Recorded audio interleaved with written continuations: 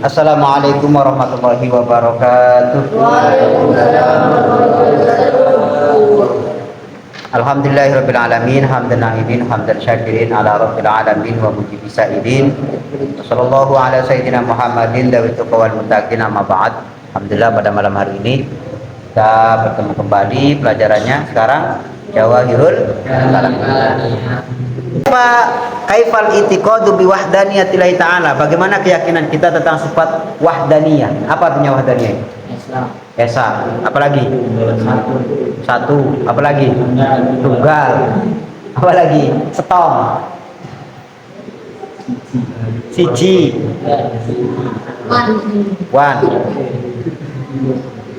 Allah Maha Tunggal. Kita harus yakini. Maka jawabannya adalah huwa anna takida anna Allah ta'ala wahidun laisa lahu syarikun wala nadirun wala mumasilun wala didun wala mu'anidun.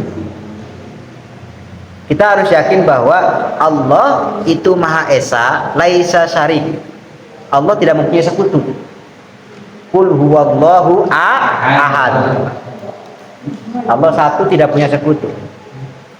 Tidak ada yang namanya Tuhan ada pembantunya, Tuhannya ada tiga, Tuhan satu, Tuhan dua, Tuhan tiga, nggak ada. Jadi maksudnya Allah mempunyai sifat wajib yang berupa wahdaniyah, Maha Esa itu Allah laisa syarik, satu, tidak mempunyai teman dalam menjadi Tuhan. Yang pertama.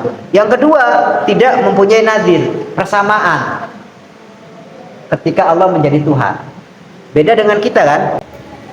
Wala mumasilun, dan tidak ada yang menyamai. Gak ada. Sekuat apapun, sehebat apapun, sepinter apapun orang, itu tidak bisa menyamai kemampuan Allah, sifat ilmu Allah, sifat haya Allah, nggak ada. Makanya di sini tidak ada. Wala didun, dan tidak bisa ada yang melawan itu, menentang itu nggak ada. Wala mu'anidun, dan wala didun itu tidak ada yang sebaliknya. Artinya ketika Allah mengendaki A menjadi A, ya sudah, A itu jadi A. B ya harus B, nggak bisa ada yang bentar, saya tandingi nih agar B-nya Allah itu, kehendaknya Allah bisa menjadi A. Nggak bisa. Jadi kekuasaan Allah adalah mutlak. Dari sini bisa dipaham ya. Jadi harus kita yakini tadi ketika ada pertanyaan bagaimana keyakinan kita tentang sifat wahdaniyah Allah. Yang pertama kita harus meyakini bahwa Allah Maha Esa, Maha Tunggal. Allah tidak mempunyai syarik, tidak mempunyai teman dalam menjadi Tuhan. Allah tidak mempunyai nadir, orang yang sebanding dengannya dalam mengelola ketuhanannya. Yang ketiga, tidak ada yang bisa menyamainya. Ada kira-kira yang mengaku jadi Tuhan sekarang ini, yang bisa menciptakan buah jeruk? Ada enggak? Yang bijinya itu sampai sedetail itu, ada enggak? Enggak ada, enggak ada. Tidak ada sama sekali. Waladidun, dan tidak ada orang sebaliknya itu berarti yang menentangnya. Artinya gini, Allah mengendaki menjadikan manusia itu dengan mempunyai hidung yang panjang. Kalau di Indonesia jangan panjang-panjang, terutama Jawa nih, pesek. Itu nggak ada orang lain atau makhluk yang bisa melawan, enggak. Saya akan menjadikan manusia dengan hidungnya panjang di Jawa. Nggak ada begitu, nggak bisa. Itu maksudnya. Wala mu'anidun, dan tidak ada yang bisa menentang kehendak Allah. Ketika Allah menghendaki kun fayakun. Kalian bisa aja kan berusaha. Kalian bisa saja berdoa, tapi ketika takdir itu sudah jatuh, maka tidak bisa dirubah. Kenapa? Karena sudah ada catatannya, itu yang namanya di laut. Mahfuz. Selanjutnya, kaifa i'tiqadu bi'ilmillahi ta'ala. Bagaimana keyakinan kita, i'tiqad kita tentang sifat ilmunya Allah. Maha mengetahui. Ilmu itu maha mengetahui. Bagaimana keyakinan kita? Maka jawabannya anna takida annallaha ta'ala mausufun bil ilmi. Yang pertama, Kita harus meyakini bahwa Allah itu mempunyai sifat yang namanya ilmu. Jadi harus kita yakini Allah mempunyai sifat yang namanya al-ilmu, maha mengetahui. Wa annahu bikulli syai'in alimun. Yang kedua, kita harus meyakini bahwa Allah itu mengetahui semua sesuatu, apapun itu. Wa annahu bikulli syai'in alimun. Kita harus meyakini bahwa Allah itu maha mengetahui tentang sesuatu apapun itu. Tidak ada yang tidak diketahui oleh Allah dari apapun itu. Karena ya'lamul asya kullaha dhahiraha wa batinaha. Allah itu mengetahui sesuatu dari batinnya, dari zahirnya. Luar dalam tahu. Bahkan Allah mengetahui apa? Mengetahui wa ya'lamu adada habatir ramli. Apa? Allah mengetahui jumlah butiran pasir. Saya ulangi lagi.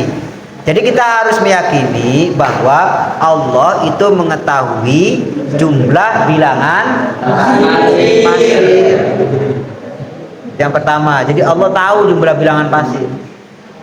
Yang kedua, Allah juga mengetahui jumlah bilangan tetesan air hujan. Coba kalian bisa enggak tuh? Gak usah 1 menit, 5 detik aja kalian tunggu itu tetesin hujan ada berapa tuh. Gak usah ke seluruh Indonesia, di depan rumah kalian itu tetesin itu ada berapa itu tetes, jumlah tetes hujan.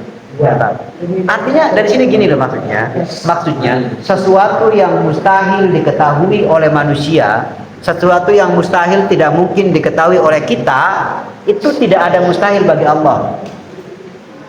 Kita tidak bisa mengetahui jumlah daun pohon yang ada di Pondok An-Nur, apalagi di seluruh Indonesia, apalagi di seluruh dunia. Allah mengetahui itu. Artinya yang kita pahami, yang tersirat adalah sesuatu yang menurut kita tidak mungkin, sesuatu yang menurut kita tidak terjangkau oleh logika kita, Allah mengetahui. Itu maksudnya begitu, bukan berarti kurang kerjaan ini musonif nyontoin ngitung bilangan pasir, bukan. Artinya yang harus kita pahami, konteks ini kita harus paham bahwa sesuatu yang menjadi mustahil bagi kita tidak bagi Allah. Paham? Oh. Jadi wa ya'lamu sirra wa akhfa. Allah mengetahui sesuatu yang samar, bahkan sesuatu yang lebih samar. Maksudnya apa Ustaz? Maksudnya sesuatu yang tidak bisa kita jangkau. Contoh, kita tidak bisa melihat sesuatu yang ada di dalam air sungai. Ayo, tahu nggak kalian lihat ada berapa itu ikannya? Allah maha mengetahui. Tanpa terbatas sesuatu yang menjadi keterbatasan manusia, itu Allah bisa mengetahui. Jadi Allah maha mengetahui sesuatu yang samar, bahkan sesuatu yang lebih samar. Seperti tadi Ustaz gambarkan, samar menurut kita tapi tidak samar menurut Allah. Sesuatu yang tidak bisa tidak mampu kita jangkau untuk mengetahuinya, tidak terjadi pada Allah. Kenapa? Karena Allah mengetahui sesuatu yang samar, bahkan sesuatu yang lebih samar. Paham ya? Wa ilmuhu laisa, ini penting, belum usah jelasin. Wa ilmuhu laisa bimuktasabin bal ya'lamu al asya fil azali qabla wujudha. Bahwa sifat ilmunya Allah, sifat maha mengetahuinya Allah itu tidak ada fasenya, tidak ada prosesnya, tidak dengan proses. Berbeda dengan kita, ya kan? Awalnya tidak tahu, kita selidiki jadi tahu. Awalnya tidak terlihat, ketika kita ungkap ternyata terlihat. Tidak dengan Allah, mengetahuinya Allah itu tidak dengan proses. Bal ya'lamu al-asya fil azali qabla wujudiha. Bahkan Allah itu tahu sesuatu sebelum keberadaannya. Allah tahu kalian sebelum kalian jadi bayi. Allah tahu bahwa nanti kalian punya istri si B sebelum kalian lahir. Itu maksudnya. Nah, itu adalah sifat ilmunya Allah. Bisa dipaham ya? Dari sini bisa dipaham ya? Itu mudah-mudahan kalian pahami benar-benar tentang ini penting ya. Ustaz sudah minggu kemarin juga Ustaz sudah bilang bahwa ini adalah ilmu yang penting, ilmu yang wajib kalian ketahui karena berkaitan dengan Tuhan. Ya, itu saja mungkin yang bisa Ustaz sampaikan. Kurang lebihnya mohon maaf. Akhir kata, ihdinas siratal mustaqim. Wassalamualaikum warahmatullahi wabarakatuh.